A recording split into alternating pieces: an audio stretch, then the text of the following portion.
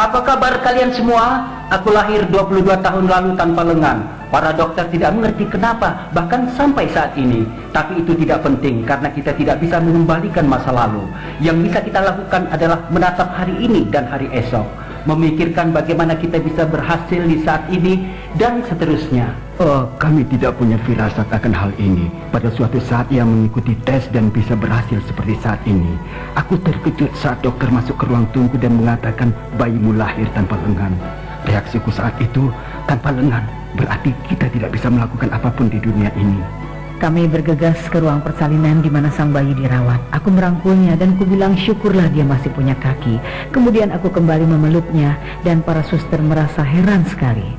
Saat ada orang yang bertanya padaku mengenai perasaanku ketika Tuhan melahirkanmu tanpa lengan, jawaban yang kuberikan adalah pilihan ganda, yakni A. Walau Tuhan menciptakanku tanpa lengan, dan B. Berarti Tuhan menciptakan dunia lain dalam diriku. Jadi sudah menjadi kenyataan bahwa aku terlahir tanpa lengan. Namun di balik ini semua ada cinta Tuhan dan itu sudah cukup bagiku. Para dokter menyuruh kami untuk tidak memakaikan sepatu dan kaos kaki di kakinya. Jadi kami biarkan ia telanjang kaki. Dan sewaktu ia ingin bermain, dia tinggal duduk di atas meja yang penuh mainan serta juga tempat tusuk gigi di meja. Itulah pertama kalinya ia mengambil sesuatu dengan kakinya, dan itu adalah saat yang sangat membahagiakan.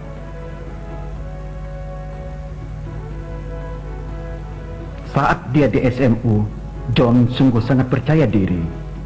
Tapi tidak selamanya seperti itu. Sebagai anak-anak, walau ia telah banyak lakukan sesuatu dengan kakinya, ia masih tetap harus bergantung pada keluarganya untuk menolongnya. Sampai suatu ketika, sang ibu menetapkan peraturan.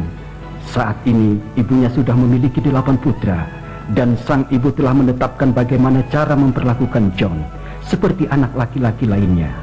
Nah, aku tidak tahu bagaimana keadaan di rumah kalian semua, tapi di rumahku, ibuku selalu buat peraturan, dan di rumahku pula ibuku mengubah peraturan.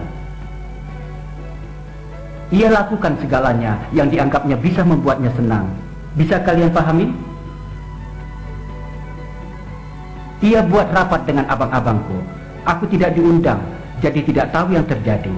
Ia bilang pada abangku bahwa mulai kini mereka tidak boleh lagi menolongku dan menyelamatkan semua perabotan di rumah.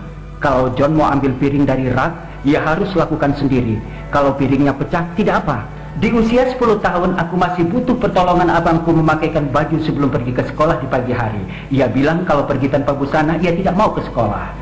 Ya, agak berat memang, karena kita ingin sekali membantunya sebisa kita. Tapi mulai kusadari, aku tidak bisa.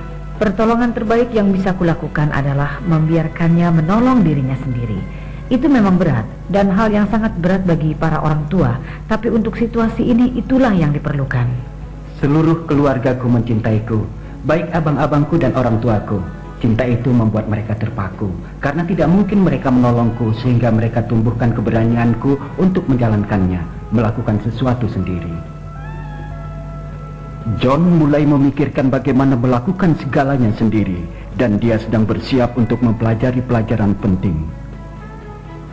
Jika tidak bisa berbuat sesuatu untuk orang lain, setidaknya buatlah sesuatu pada diri sendiri. Pada usia 6, punya anak berusia 16 tahun yang mengendarai mobil dengan menggunakan kaki. Rasanya menyenangkan. Teman-temanku sangat mengaguminya. Saat kita belajar untuk mengekspresikan diri, kita harus dapat menyadari diri kita sendiri. Akankah ada orang yang bisa membuktikan dapat kita percaya? Sesuatu yang menyenangkan akan terjadi. Selain berbagi cerita pada orang dewasa, John juga berbagi pada anak-anak muda, baik dalam suatu kelompok atau suatu grup sekalipun.